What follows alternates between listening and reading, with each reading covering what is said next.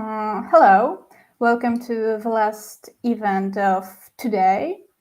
We're very proud to welcome Professor Sherry Simon. She writes widely about language and memory in cities from Montreal to Barcelona, Triestu, Kalkutę, Lwowie, and Czerniowcach. After translating Montreal, she wrote in 2006, and Cities in Translation, which is in Polish as miastach w tłumaczeniu. She recently published Translation Sites, a field guide, which will be the topic of today's lecture. She is also the author of Gender in Translation and essays on Quebec culture. She is a fellow of the Royal Society of Canada and a member of the l'Académie des Lettres de Québec. She is a distinguished university research professor at Concordia University in Montreal. Please welcome Professor Sherry Simon. And a little reminder, during the lecture and after it, you can ask questions in the comments section, and we will relay them to Professor Simon in our conversation after the lecture. You can use Polish if you don't feel comfortable enough in English. So let's welcome Professor Simon. Thank you. Thank you so much. I'm delighted to be with you for so many reasons. One of the reasons is Poland and Krakow and being a place I wish I were in right now, and look forward to visiting very soon, I hope, when it's possible. The other reason is this wonderful book that I am so proud of being the author of, and I'm very, very grateful to the translators who made available my work in Polish. So I really feel that when I do come to Poland, I will be coming in an enhanced way with my words having preceded me in Polish. So thank you. It's really a great joy for me to have this. So today I thought I would just speak very generally. I'm going to start off with an anecdote about my life, talk a little bit about Montreal, and then go into some of the examples of translation sites that I've worked on. It looks like I'm not going to be able to show images, I'm sorry, because there were some technical glitches we just couldn't get ironed out with the use of StreamYard. So I don't think I'm going to be able to show you images unless I can. I'm just wondering if I have some of them here and I can show you on the screen, but in my hands. I'll see when I get there. Okay, so thank you very much. And let me begin. So when I was a teenager in Montreal, I invented a game for myself. On the weekends, when there was nothing much to do, I would hop on a bus and then keep transferring. That was free. You could transfer from one bus to another for free. So I would keep transferring until I found myself in some strange part of the city. I lived in the West End, so the logical direction to go was east. I was trying to get lost. The fun was to discover a totally alien place, surrounded by a language I did not understand. I enjoyed the mystery and the sense of possibility. Any kid in any city can play this game. But in Montreal, this game had special dramatic potential because Montreal was a city divided not only by social class, but by language. To cross the city from west to east was to enter a different soundscape and to take in the special accents of history and class. I kept these excursions secret. I'm not quite sure why, and I'm not quite sure why my parents didn't wonder where I was. But going off without permission wasn't the only rule I was breaking. I also sensed that my very presence in these neighborhoods was a kind of transgression, that I was an intruder into communities that weren't mine. The Montreal I grew up in was a very parochial place. To venture out of one's home bubble of language and religion, excuse me, was risky. Not physically risky, I was perfectly safe, but something about the comfort of belonging. In writing my latest book, called Translation Sites, I have been reminded of my adolescent adventures. I realize that I've been playing some version of this childhood game for most of my life, seeking out places, neighborhoods, cities, where I could experience the same kind of disorientation of language. Not maybe for the same reasons, not for the pleasure of doing something I wasn't supposed to, but to experience the music of competing languages. The shock of difference I experienced as a child has turned into an attitude of inquiry. How is it that certain places are singularly affecting, and that language can be the central stimulus in this experience? How do languages shape our ideas about how different humans are one from the other?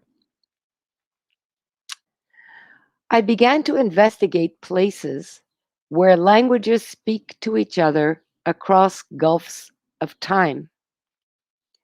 I had my fetish cities: the Italian city of Trieste, with its blend of Italian, Slovenian against a German past; Barcelona, with the conversation between Spanish and Catalan; Indian cities like Calcutta, today called Kolkata, with their tremendous language diversity and turbulent histories; and of course, Montreal. But in my travels, sometimes real, but also in books and movies, I have come across many other polyglot places, or what I call translation sites.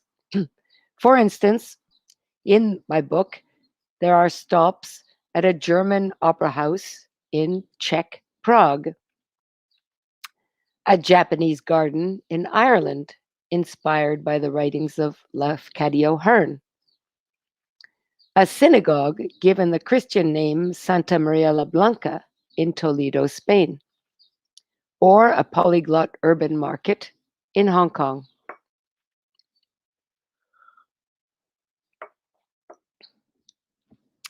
At the heart of each site is an unresolved exchange. Like translations which display the double realities of which they are composed, polyglot places offer, in the poet Anne Carson's words, two tracks of reality running at the same time. Montreal has many such sites, places whose histories are a movement through and across languages. Theaters, monuments, places like churches or Mount Royal. I'm going to give two examples from my book, two sites among the 18 stops that I have in the guidebook. The first will be a bridge. The second will be a monument in Ukraine. Maybe I could just start for a moment and explain a little bit about the book. So my book, which is called Translation Sites, has 18 short chapters, 18 places, and the places are both generic places like a church, a synagogue, an opera house, a bridge, a tower, and specific places, so or hotel. So for instance, for a hotel, which is, I think you would agree, clearly a translation site, a place of transit and conversation among languages. I speak about two hotels in particular. One, both of them sort of real, but also from the cinema. One is the Grand Budapest Hotel from the film by Wes Anderson, and the other is the Tokyo Hyatt Hotel from the film by Sofia Coppola called Lost in Translation. to me, these are very opposite kinds of hotels. One hotel is very culturally embedded, and it's a real place of translation. That's the one in the hotel, which is the Grand Budapest Hotel. And the other is the opposite. It's a place of non-translation, of a kind of refusal of translation, and that's the Tokyo Hyatt. So those are the kinds of places that I talk about in my book. An opera house in Prague that once was German and now is a Czech opera house, or I talk about the Tower of Babel. I talk about St. Jerome in his study as a place of translation, which is a very fascinating history of the representations of St. Jerome. What does it look like to be a translator? How did the Renaissance imagine the place where the translator worked? Because St. Jerome was the iconic translator in so many ways, and icon is a good word. Those are other examples, but I'm going to talk about two. One in particular detail, which is the monument in Lviv, Ukraine, which, as you know, was once Lvov.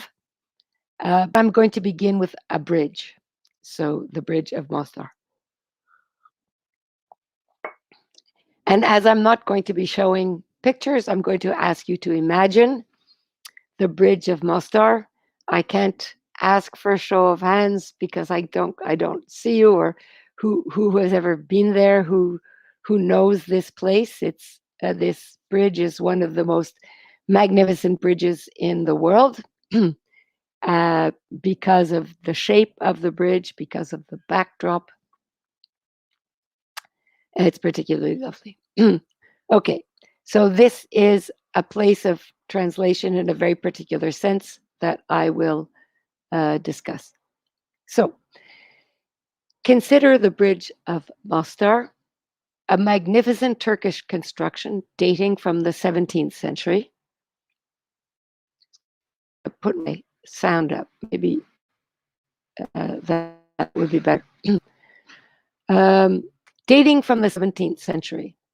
It was destroyed in 1993 during the Bosnian War and rebuilt in 2005 with the aid of the European Union. Patching up the bridge and restoring it was a tremendously important symbolic event. But the situation in Bosnia was not repaired, and it remains fragile to this day. If you walk on the bridge, among the many languages you will hear, because it's a big tourist site, you will hear a language called Bosnian. This is a language that did not exist 30 years ago. It came into being during the 1990s as a result of the breakup of Yugoslavia and was officially recognized along with Croatian and Serbian in 1994. Where once the former Yugoslav languages, when the place was called Yugoslavia, from the end of the First World War until 1989, during that time, the former Yugoslav languages were considered mutually intelligible. There was one language, it was called Serbo-Croatian, and everyone spoke that language. But with the breakup of Yugoslavia, different languages came to be recognized as separate: Croatian, Serbian, and then something called Bosnian. So among these languages, there are small differences, minor differences, which during the time of Yugoslavia were downplayed. Bosnian was different from the other languages because it had some leftovers from the time of the Turks, and it had Turkish expressions. So when the language was separated, translations became necessary.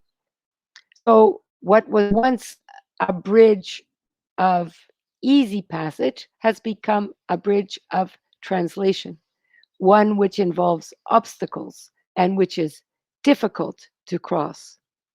But I contrast this bridge with another bridge. This one is called the Öresund Bridge, and it connects Denmark and Sweden. It was chosen as the symbol and backdrop for a long-running, wildly successful television series called The Bridge. Perhaps you've seen it. It was very, very popular maybe 5 years ago. This is a different kind of a construction. It's a very long it has no vertical, just a little bit of vertical. It's a very long horizontal bridge, and it enables the speedy passage of traffic. It also gave birth to a new language, this bridge. In the television series, 2 languages are used together, a mixture of Danish and Swedish, delivered to television audiences as a single language. So in the television series, the characters each speak their own language. Some speak Danish, some speak Swedish, behaving as if they can understand each other with no problem, while a more realistic rendering would reveal at least some misunderstanding. They act as if language differences were of no consequence, as if the Tower of Babel never existed, as if we can all understand each other, no matter how arcane the message. In the subtitles read by English-speaking audiences, there is no indication of 2 different languages, only the music of this double tongue. So this is quite the contrary of what we saw on the Mostar Bridge, where the small differences between languages were made more pronounced. While the Mostar Bridge stands as a reminder of the difficulties that block passage across minor differences, the Öresund Bridge suggests the possibility of slick, frictionless surfaces, quick and effortless communications. So the bridge is a place where languages meet, but the kinds of conversations they can have are different. You might think that the closer languages are linguistically, the easier it would be to translate. Languages that look like each other, that sound like each other, are sometimes harder to translate than languages that come from opposite ends of the planet. Why is that? In fact, the answer has nothing to do with linguistics and everything to do with history. Not surprisingly, conflict increases the space between languages, sharpens ideas of difference, calls for translation, while the pressures of globalization diminish distances and invite attitudes of indifference. The idea of indifference is something that I began to explore in the book, and particularly in relation to the movie Lost in Translation, because I felt that the characters in that movie, which I hope you've seen, were actually indifferent. They didn't care about difference. They didn't care about the Japanese language or about the Japanese culture that they were involved with. And this idea of indifference, I thought was led nicely to the, how much difference is there between languages? What's the difference between Catalan and Spanish? It's a small difference, but it's a huge difference when you realize the political pressures that are now happening in relation to those things. These relationships affect how we think about difference in very broad terms. Are cultural realities becoming more different, or are we becoming some sort of globalized whole? When is difference exciting? when does it begin to seem overwhelming, opaque, or dangerous? We usually think of the opposite of difference as sameness, a reassuring kind of human sameness. But the opposite of difference can be indifference, a kind of apathy, lack of interest in other realities, the incapacity to feel empathy, to engage with others. These terms suggest existential or philosophical questions. They are also translation questions. And they bring me back to my childhood travels across the city of Montreal. My experiences turned me into a translator, someone constantly measuring differences, sometimes fascinated with what seems like differences that are so huge and solid they cannot possibly be reconciled, sometimes exchanging words as casually as if they were small change. So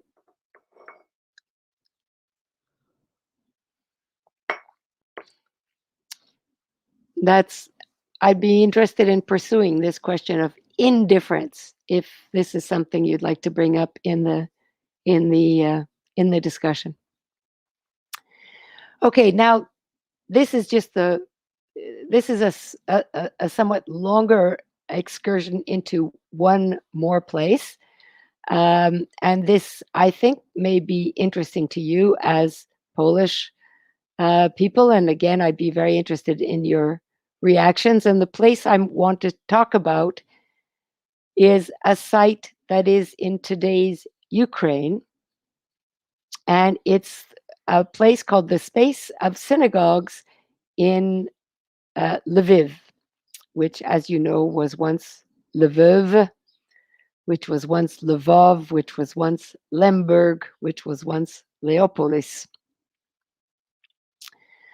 The linguistic landscape of Eastern Europe was a formative landscape for my book, shaped as it is by a century of conflict and shifting political regimes.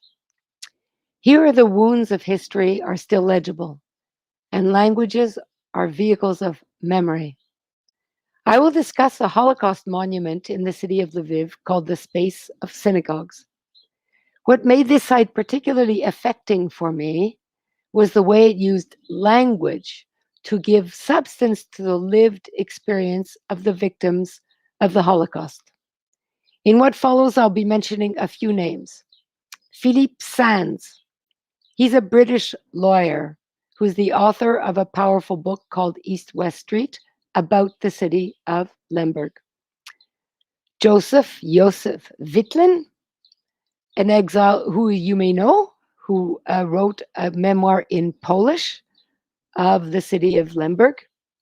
And Deborah Fogel, a Jewish poet who earned a PhD in Polish literature during the 1930s and became a Yiddish language poet. So here I turn to Lviv, and here it would be nice for me to show you pictures, but again, I leave this to your imagination. A traveler to Lviv, transiting through Munich airport, might react with astonishment to a sign announcing the flight. The sign says Lemberg, the Habsburg name by which the city was known until the fall of the empire in 1918. Flying there today is like catching a plane for Constantinople. The author and legal expert Philippe Sands took this flight in 2017. He was there to launch the translation of his book called East-West Street, a remarkable detective-like investigation that reaches back into the imperial history of the city. It tells the story of the intertwined lives of three Jewish men: his grandfather, named Leon, Hersch Lauterpacht, the inventor of the term crimes against humanity, and Raphael Lemkin, who coined the term genocide. All three were born in interwar Lviv, then a Polish city. Sands was adept at conveying his passion for the city, but he was especially effective in communicating this enthusiasm to young people. Because of the circumstances of history, he told them, You may not know of these extraordinary men who were born in your city. But Sands was trying to correct this neglect. What he was saying to them was this: your city, Lviv, has experienced remarkable events, and the memory of these happenings also belong to you. The translation of his book was not only a report on what he had discovered, but an invitation to his Ukrainian readers to make the story theirs. That is, an invitation to the Ukrainian inhabitants, citizens of the city today, to embrace the past history of the city, which is Polish and Jewish. Okay, you know some of this. The import of such an invitation is especially meaningful in a city like Lviv. Today's Lviv has been called various names, as you know. It was once home to 1/3 of its population was once Jewish.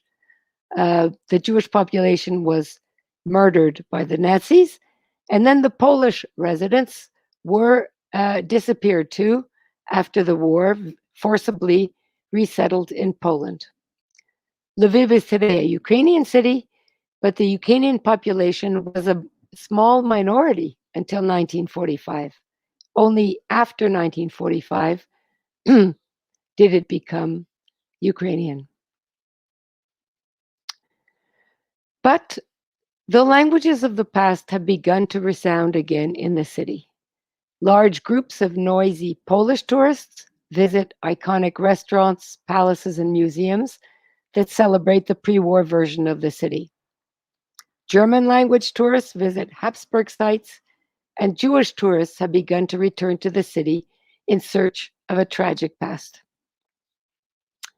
There is a renewed mixing of languages, but a confusion over which one counts as insider tongues, which ones are mere observers.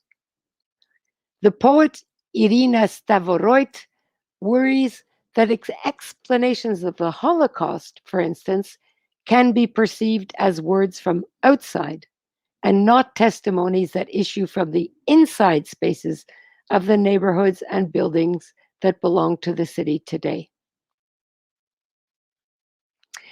When languages that have been eliminated or suppressed, restoring them to public presence becomes all the more powerful. The space of synagogues in Lviv is such an attempt to reinscribe the Jewish presence and its languages into the urban fabric of the city. What makes this memorial particularly effective are two things. The monument was the first instance in Ukraine which was initiated not by the Jewish community, but by the city administration. Second of all, the use of the many languages of Jewish experience makes it particularly effective. Okay, so let me try to describe this place. It was opened officially in 2016 on what's called the Old Jewish Street next to Reinach Square. The space encloses traces of 3 synagogues which were all destroyed during the Second World War. And during Soviet time, this space was not constructed over, but it was left just abandoned. And it was only in 2008 that some thought was given to restoring it, and 2016 that this very, very artful space was officially opened. So it's a minimalist garden with some ruins of the old synagogues, and especially in the center is a row of 39 stone tablets that look like gravestones. Some have images of shops and houses, but a lot of them, 16 of them, have quotations from former residents about their lives in Lviv. So what is especially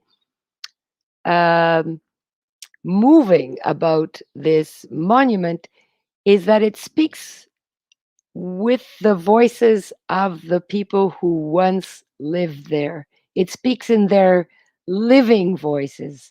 So even though these are gravestones, the language is in some way alive.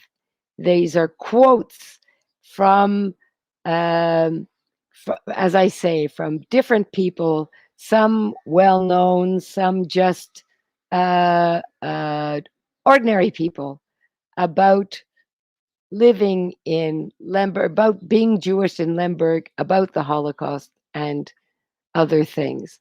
One of the other important aspects is that the gravestones are actually fairly low. So if you want to read them, you have to bend over and you have to move among the stones. So visitors have to make an effort to read them. Now, each quotation is in its original language and is translated. So the quotations are in German, Hebrew, Yiddish, Polish, Russian, Ukrainian, Dutch, or French. And they are supplemented by English, Hebrew, and Ukrainian translations. So English represents the international language of memory. Hebrew is the language of what it's actually hard to say exactly why Hebrew. Hebrew is the language where many Jews live today, the language of Israel. And Ukrainian, of course, is the language of the place in which these stones are. The other languages I mentioned are the languages in which the memories are spoken. German, because many, during the time of the Habsburg Emperor and afterwards, many Jews spoke German. Hebrew was the sacred language of the Jewish people. Yiddish was the main spoken language. Polish was the main spoken language. Russian would have been the language of the, so Polish, Russian, Dutch, and French are languages of the Jewish diaspora. So these fragments of language evoke both ordinary and extraordinary events. They recall daily life in Lviv before the war, when its many populations shared the spaces of sidewalks and cafes, as they evoke the events of the war and the Holocaust. Each layer of translation carries additional kinds of information, taking the information to a new place. So I'm going to give you just two examples. There's a Yiddish language poem by an author called Israel Aschendorf.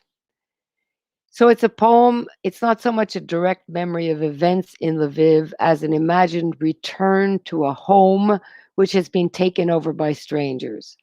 So what more disquieting feeling than to imagine your own house and find it occupied by people who have taken it over, who sleep in your bed and cook in your kitchen. The house that Aschendorf's dreamer returns to has foreign food on the table and has an icon or a Christian image on the wall. And this is the poem in English, although the original is Yiddish. The house will probably be the same. I will push the door.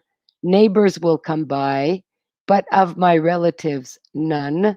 I will see the old furniture used by new people.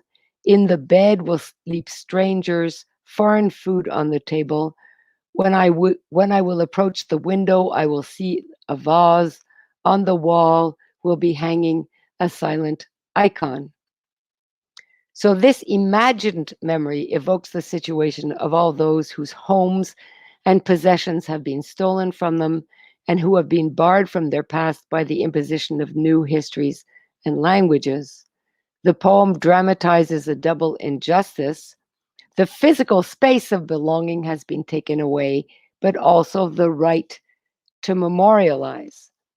What comes of the memories of those from the past who are no longer present to claim the territory? How does a city house the memory of a people who are no longer at home there? So the space of synagogues attempts to do this, to reclaim space, the actual physical space in the city, and enlarge the community of those who are holders of memory or rememberers, what you could call the community of rememberers. And I'll just end with the poem fragment by a poet called Deborah Vogel, who illustrates a story lived through layers of languages. So Vogel was a Yiddish modernist critic and poet. She was close to Bruno Schulz, who is a very famous author from Drohobych, and she conducted an intense literary correspondence with him. She was murdered in 1942.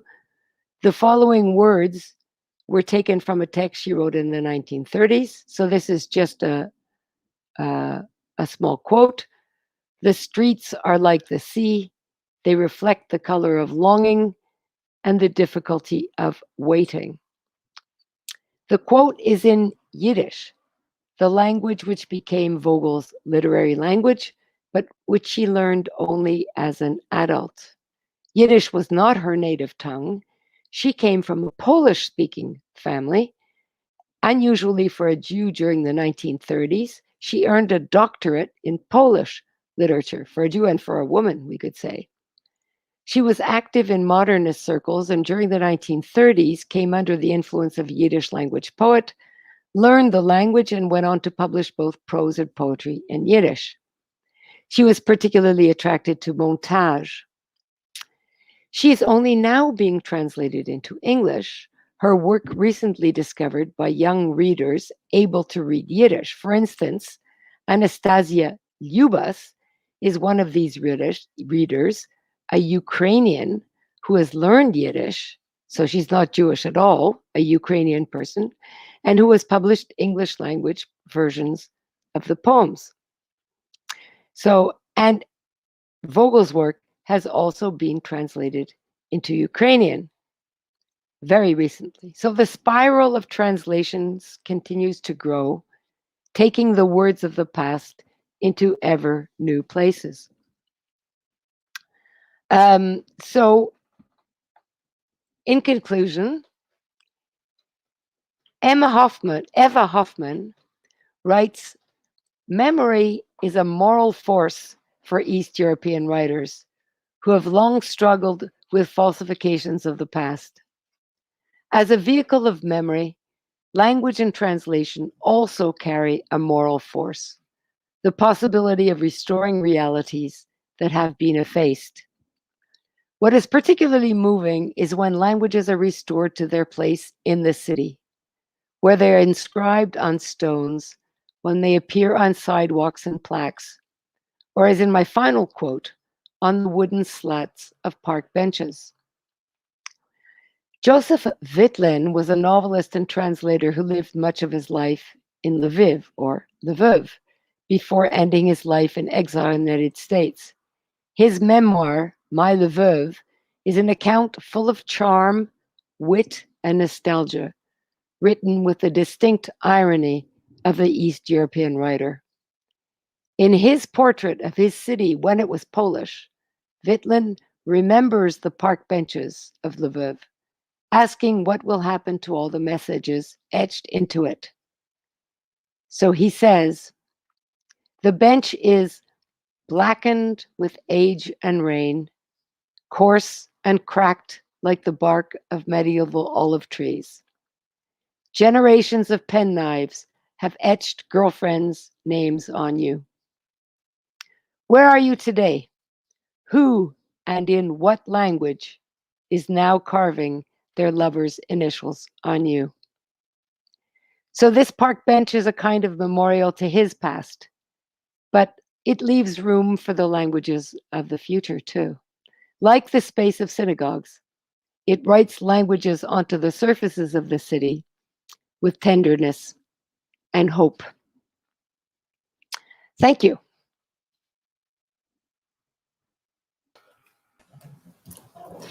Thank you so much for this wonderful lecture. I am certain that we've all listened to it with great curiosity and attention. And before I start and open the Q&A, I would like to kindly remind our audience and listeners that you are welcome to leave the comments or questions, whether you are watching it on YouTube or on Facebook, and we will pass those questions to our guest. So, taking the opportunity, I will ask the first question. Because the full title of your newest book is Translation Sites, a field guide. And I was wondering, how did you come up with the idea of writing a field guidebook, not a usual normal book? Well, thank you. Yeah, I just wanted to do something a little bit different, and I mean, part of it is because it's an enjoyable. It was a really enjoyable experience to write it, to bring together my memories and also my passions, my interests. For instance, about a movie like The Grand Budapest Hotel, which is just a movie I just loved, so I wanted to write about it. But the other was, you know, the intellectual goal is to make people aware of the fact that translation is such an important part of our daily material lives. So, because we often think of translation, well, in two ways. We think of it as just this idea of bridging gaps and communication. Of course, that's what it is. And we think of it as the pages of a book. But I wanted to open it to yet a further space, which is the space of our actual physical existence in the city, the way we go about our daily lives, the languages we hear, the sidewalks. I mean, one of my places could have been the sidewalk, but of course we all have sidewalks. The street, the fact that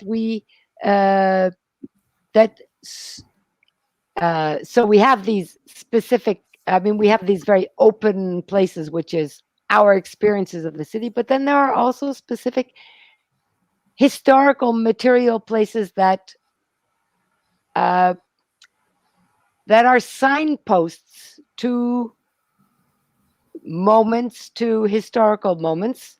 And when we enter those spaces, they bring us into those spaces.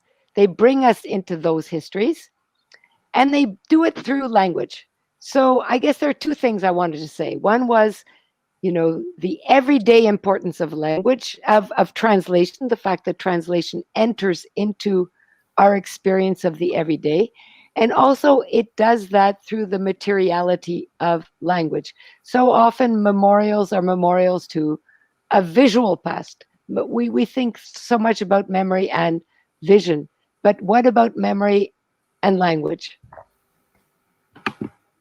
Thank you. It's also very convenient from the perspective of the reader when the bibliography is right after the end of the chapter. Yes, it is very convenient. But you just mentioned the translation as one of its definition as bridging gaps, which calls our attention to the difference. You talk about it a little with the bridges. And then you mentioned that there's also the indifference in translation. And we are interested in that. So please elaborate. Yes.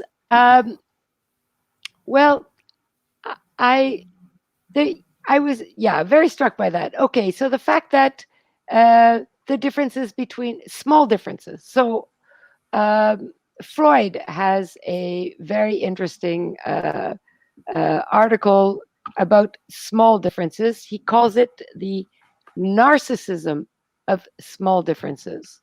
And this idea of the narcissism of small differences, the idea that small differences are important to building the identity of groups.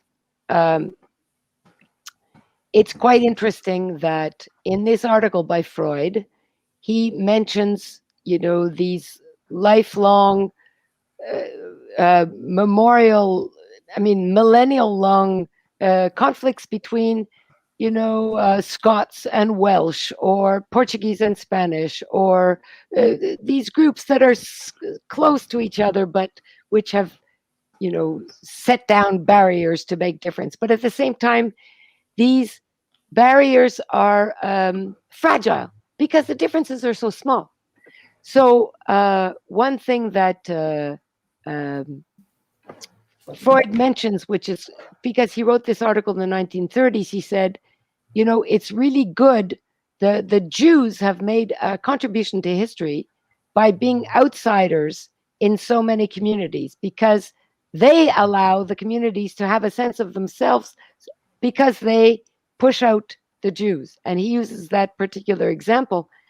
And then there's a professor named, there's a theory that the anti-Semitism in Germany was caused not by the fact that Jews were so different, but that there were so many Jews that were the same, and you couldn't see the difference.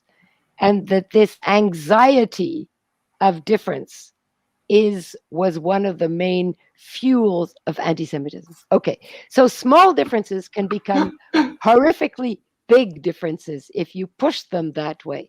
So I was also thinking of languages seem to me so interesting that way, because you had Yugoslavia, where you have the small differences of Bosnian, Croatian, Serbian. Those differences were suppressed for all those years because of the ideology of communism. And then they come out and they become big differences, of course, with the violence of the Bosnian War.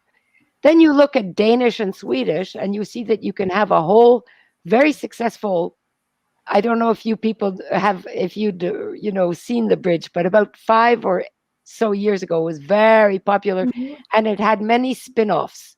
It had there was a spin-off in between the border in USA between Spanish and English. There was a spin-off in between France and England, and they used the Channel as a border. So it was a kind of a trope that was used. Okay, in these other series, they did different things with subtitles and such. But in the Danish-Swedish series, the Danes spoke Danish, the Swedish spoke Swedish, and if you didn't know, if you were the outside, you didn't know. They were speaking a mixed language. So their differences are suppressed.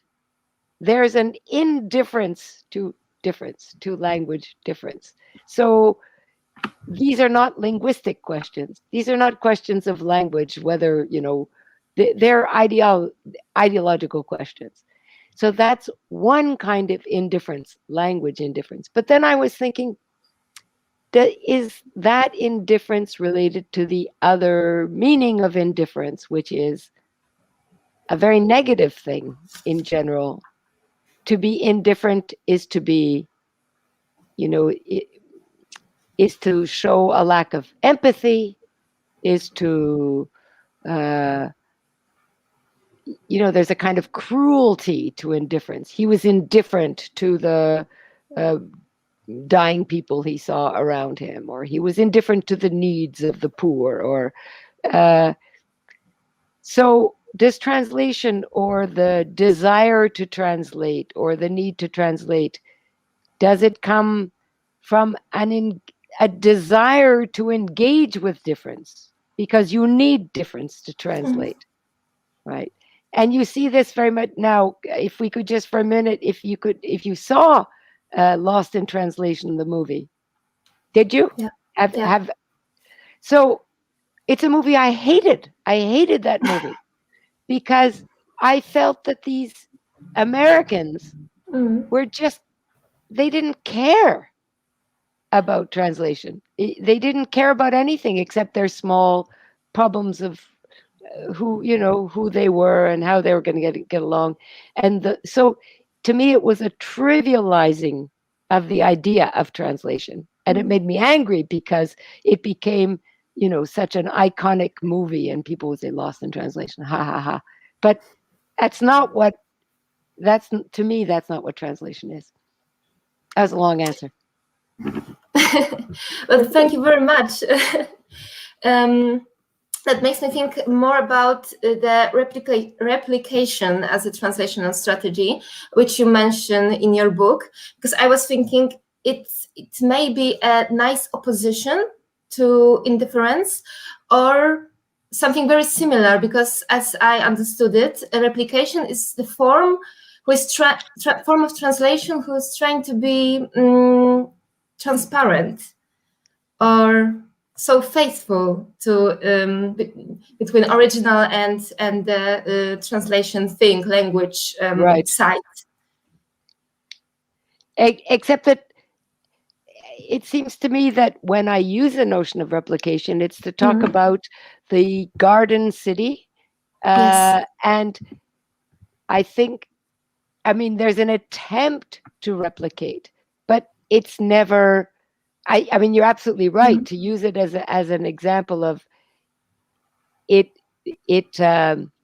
purports to replicate, but it never does, because once you put this house in another place, once you take the Zen garden and you move it from Japan to America, then, or to Ireland, it changes. There's an obligatory changes, so these changes come about whether you like it or not. But you're right, the desire to replicate is a desire to be transparent, but it doesn't work. Well, your definition of translation is very broad, like you talk about here about translating forms, gardens, buildings, but what are things, places that cannot be translated, or that maybe not cannot be translated, but are very difficult to translate? There's some problem, or maybe it's hard. Yeah, that of course is the logical question to ask, because is everything a translation site, or is everything translatable? And if everything is translatable, what is translation? These are certainly, when you do open up translation, then you run the risk of too broad a definition. It's a risk I take. So I think it's a real risk. But I did try to think about, what I often ask students this when I say when they're like arguing something, and I say, sure, fine, but what's the opposite? What are you arguing against? If you say, I don't know, I'm passionate about, in French, they say enfoncer des portes ouvertes, like push open doors that are already open. So to argue passionately about something that doesn't have a contrary, like, who are you arguing with? What's the opposite of what you want? So I tried to do that myself. I said, what is the opposite of a translation site? So I realized that I had a very, very good example in a Dutch writer called Cees Notenboom. So he's a lovely, lovely writer. He has many O's in his name. Nooteboom is his last name. It's lovely last name. He writes about travel, and he's written many, many books of essays. He's originally Dutch. And he tells a very interesting story. He says when he was young, he wanted to be a priest, a monk, not a priest, but a monk who would live in an order. And he went to see the head of the order, and the order, he talked to him, and the guy said, I don't think you're the type. Maybe you should think about something else. So, in fact, he went on to become a writer about travel. Travel is at the base of everything that he writes about. He wrote many wonderful books. He wrote a book about the Spain. He wrote about Spain. He wrote about the road to Santiago is one of his books. And another one of his books has a great title. It's called Nomad Hotel. Like that very much. So he goes on to talk about that. And then I realized that in one of his, when he tells his story, he says that to be a monk, I'm trying to remember what it was called. It was called something about stabilitatis, loco stabilitatis, which is a Latin term that talked about it. It's the word that encompasses the rules for Benedictine monks' existence, and it means staying in one place and doing the same thing all day, every day, in exactly the same way in that space. And it's the very opposite of the life that he took on. But I realized that this monk's cell that he was talking about, this monk's cell where you could live in this stable way of being, saying the same prayers every day, waking up at the same time, walking around your cloister, but that's all, and staying in that place all your life. That monk's cell is the same place as you could have a hotel room, okay? Because monk cells have become hotel rooms. So I realized that the difference between a translation place and a non-translation place, because a hotel room is for me a translation place, is not the structure of the place, not what it looks like, but the stories that you tell about that place, the languages and the narratives that come from that place. So if that room is a hotel room, it tells one story. If that room is a monk's cell, it tells another story. So the opposite of a translation place is the monk's cell, and the model of a translation place is the hotel room, but it could be the same square. So it's the translation has nothing to do with the physical space of that, but rather with, as I say, the stories it tells and the narratives it tells. And actually, you know, I think even a monk's cell probably has lots of stories to tell in many different languages. So in fact, I maybe even might be denying my own distinction. Maybe any place that you scrape through the layers of its existences and resurrect what has gone on there and what it has allowed, and maybe any place has the potential to be a translation space. So again, a bit of a roundabout answer to your question. So it seems that we are surrounded by translation and translation sites. You mentioned structures, and I would like to ask you about the metaphors you use, referring to also to Cities in Translation, the book we know very well because we translated it. But in Cities in Translation, you introduce two main strategies of translation: the city, which are furthering and distancing.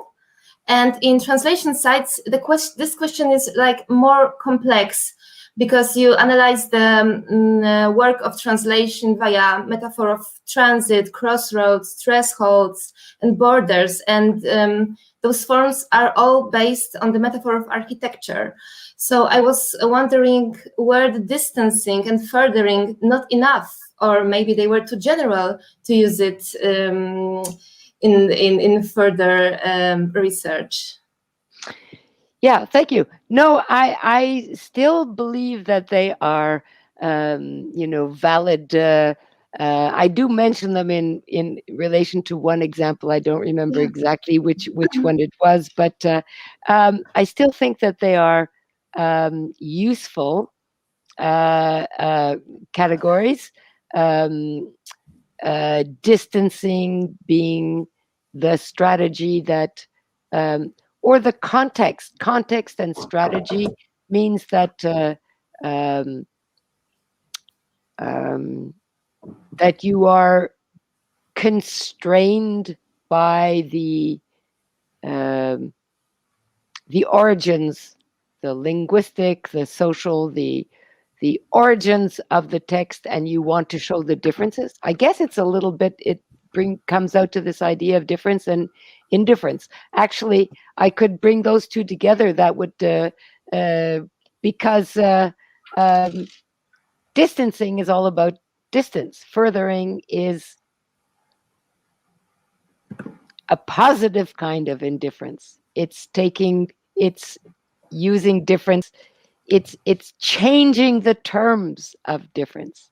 I think in distancing, you are obliged to translate under the terms that you have been given of this group, that group, this language, that language, and respect those two realities because they stay very different from one another.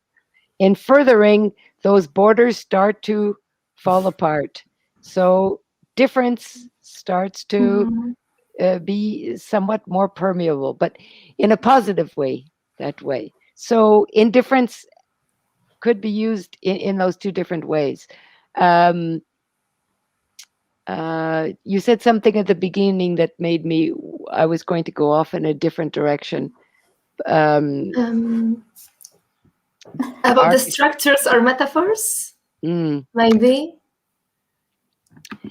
Yeah, the idea. Well, yes, and I think that I think that what happened with the distancing and furthering came out of my sense of cities as kind of macro structures.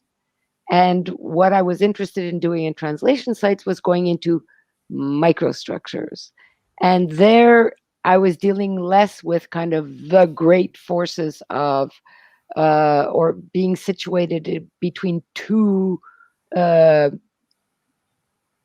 overwhelming categories. I was more interested in trying to deal with the specific details of each one. So I guess that explains to me why it's less of an overwhelming category as overarching category as my need to. I felt that it was important to be attentive to this. Each place had its own story and its own specificities, and I think the other thing was that I was working with sites that weren't necessarily part of my reality.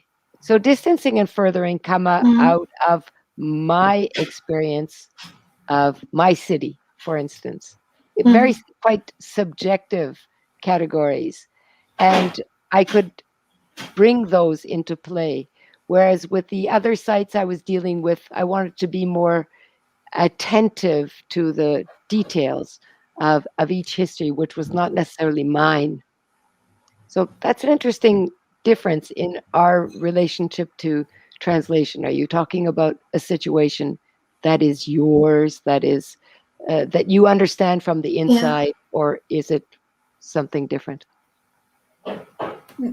Thank you for your answer. And it was very nice connection between those two books. We have a comment. It's mostly thank you for the lecture. So now while you're reading it, I want to remind our viewers that this will be available after our meeting too. So if you couldn't or can't stay with us, you can always come back later. And as I understand, it's the same about other events other events. And now I have a question connected with this comment because the contact between cultures is mentioned here. And I wonder how much different cultural backgrounds influence how different a translation site is. In other words, how different is a hotel room in Japan, like in Lost in Translation, from a hotel in Central Europe, as in Grand Budapest Hotel? Is it more about cultural differences or maybe history of the places? So which would take precedence? Sorry. Could you repeat that? Sorry, I was distracted. Yeah, okay. Thank you. So how important is culture in translation sites? How different is a hotel room in Japan from hotel room in Central Europe? These are two different cultures, possibly the same site, and how much the culture plays a role in that? Oh, thank you. Well, yeah, I think the notion of culture there is much too broad for what I was trying to get at. I was trying to get at something different. I was trying to. It was not that it was the difference between in the case that I was discussing. Not that I was. I don't know if you wanted to ask me a different question, which is, what's the difference between a hotel room in Japan and a hotel room in Eastern Europe? In the abstract, they could be the same, totally the same. In fact, I talk about, I bring in this novel by Christine Brooke Rose, which is a wonderful novel. I don't know if you could try to translate it into Polish. Wow, it's one of my favorite novels. So it's called Between. It was written in 1968, and it's the story of a hotel of a conference interpreter, and it mixes languages in a very, very intelligent way. But she goes from hotel to hotel, and they're all the same. They're all the same. The only difference is that the waitresses wear a different uniform, and the bottle of water beside her bed has a different label. So she's talking about how hotel rooms are the same. So you could say that, but in my we're talking about globalization. We're talking about how but it depends which hotel and what is the desire for cultural embeddedness. So if you travel, in the olden days, you were looking for the same thing. You were looking for American style comfort so you went to a Hilton there, you went to a Hilton there, and they were the same. And that was the best thing that a hotel could do, that it would be the same. But over the years, it became much more fashionable to go to a place that reflected a specific culture. So hotel rooms became different.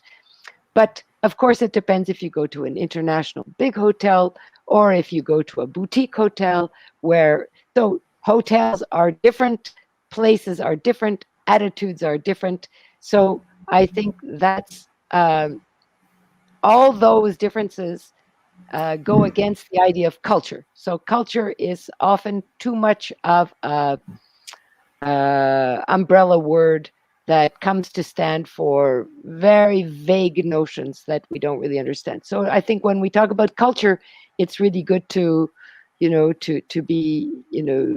try to figure out more specifically. So in the case of these two hotel rooms, they were just so different because they expressed a different attitude to difference. So Wes Anderson, in his marvelous movie, which I think we all adore, he's very, very, very attentive to difference. I read about how he made the movie. He looked for cultural artifacts. They went traveling all across Europe to find exactly the right kind of teacup, exactly the right kind of.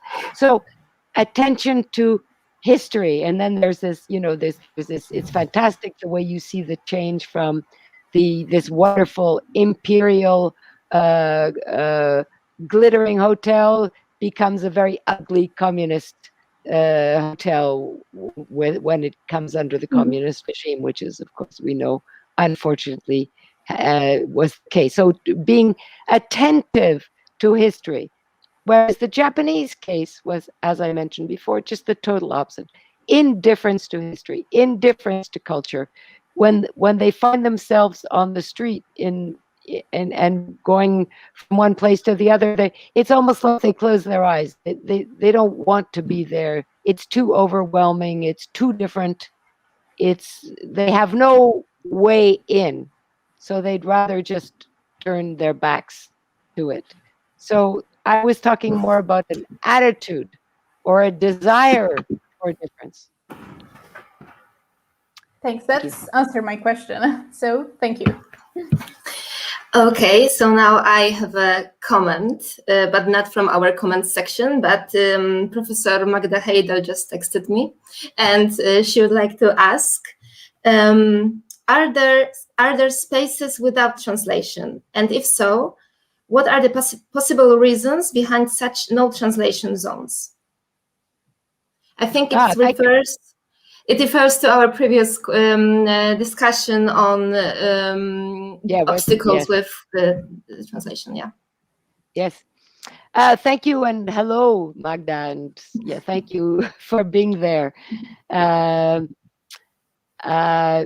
was so conscious when I was talking about Lviv that I was talking to Polish people. It changes everything to me. I would really love to hear if any of you have experiences of Lviv or Lviv, or that's just a comment, because that's it changes the perspective to me. Usually I'm talking to people about Lviv, they don't know anything about anything, but possibly in your families you have some relationship to that place and to the fact that it was once Polish, and that was to me such an interesting, that was a lot of what I was talking about in translation sites were about those kinds of memories and suppression of memories and forced translations, where the city is translated from German to Polish to Ukrainian. So in relation to the question of impossibility, well, when I'm sort of stuck between two different approaches to translation, or I'm still working out the difference between. When I was talking about cities, I had one very specific idea of zones.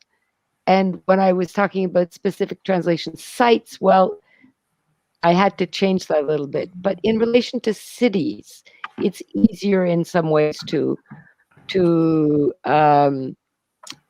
visualize. So you could think of cities as places of translation flows. So neighborhoods, and especially multilingual cities like Montreal, or cities that have different languages, like New York, it would have Spanish-speaking neighborhoods. So, what are zones of translation? So translation zones are usually somewhere in the middle where languages are mixing. And non-translation zones are kind of somewhere off in the edges where populations are kind of left on their own. So kind of ghettos, or areas that are farther physically one from the other. Doesn't mean that translation is not possible. It just means that there is less contact in the daily physical operations of the city. So many of the dual cities that I talk about, they have inner cities that are kind of like in Calcutta, we could talk about the gray zone, where there's the black and white, and then in the middle there's a gray zone. And the further you get to the edges, the less translation takes place. And that often has to do with also sort of less of a desire to translate, and more, and I also used to in the book on Montreal, I speak about temperature. I like that. That's the fact that there are warm zones where there's a kind of hybridity and energy that comes between two languages. And often the edges, it's just cooler. It's cooler in every way. the contact is less, desire is less, and opportunity is less in terms of the city. So zones is an interesting way of talking about those things. Nothing is impossible, and I often, remind myself, or that, translation is never impossible. It's a question of desire and figuring out what you were satisfied with, how much translation what is enough to mean translation. Is it a hand sign? Is that enough? Is that a translation? Is it your telephone? Is that enough?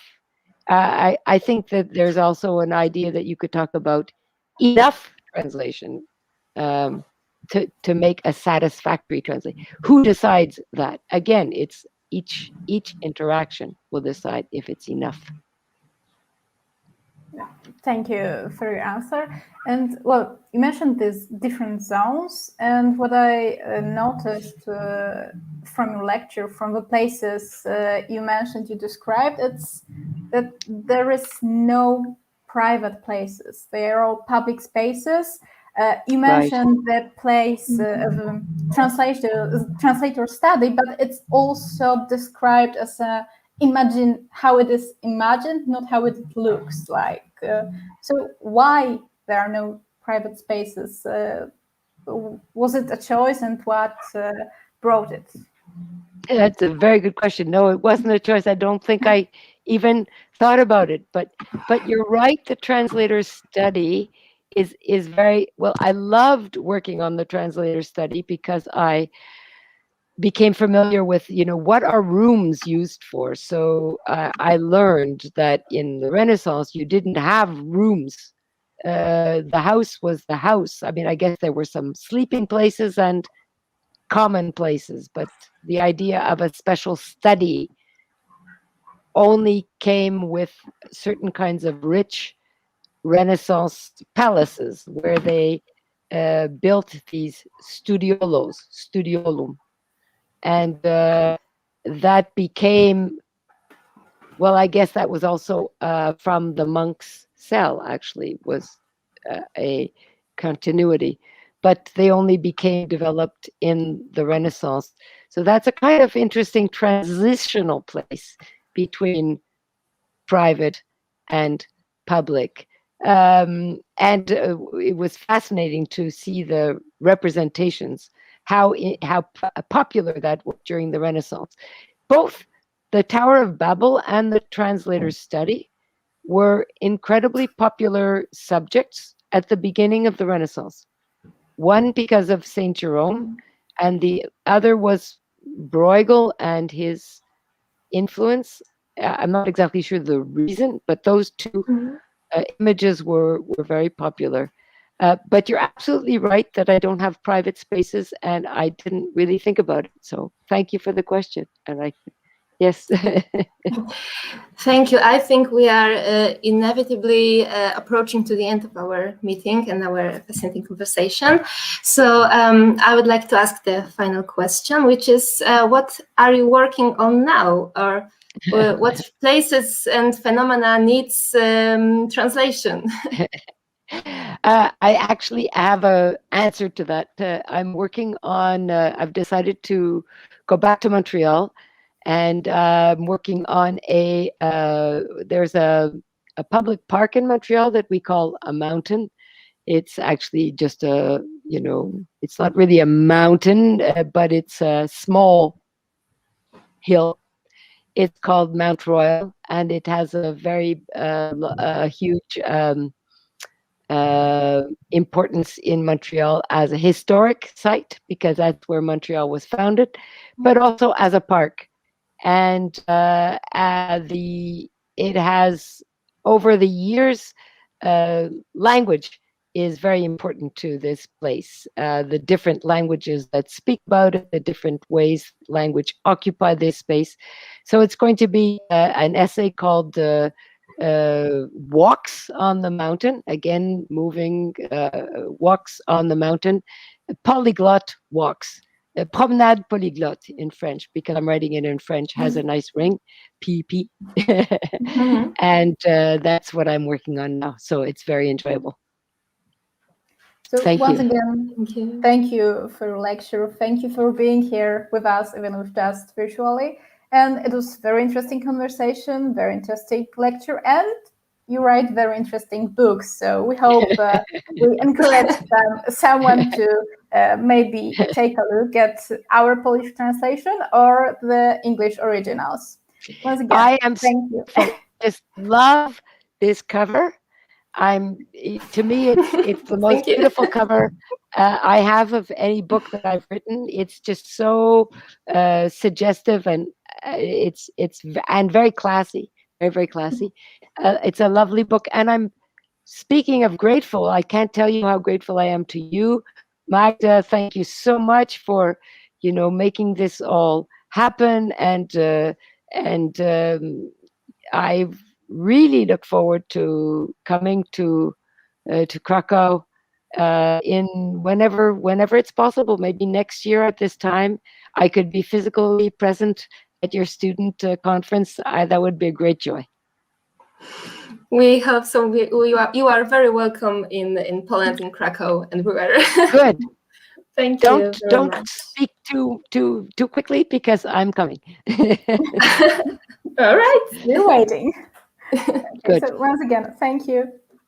Thanks so much. Goodbye. Thank you for your great questions. Excellent questions. I appreciate it. Thank you.